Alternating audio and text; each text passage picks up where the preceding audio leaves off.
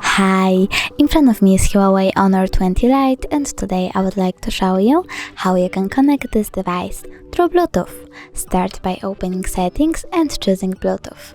Then tap on the switcher and wait for available devices to show up. Then click on the one that you want to connect to and select pair. Wait for the other device to accept connection request. As you can see, my device was successfully connected.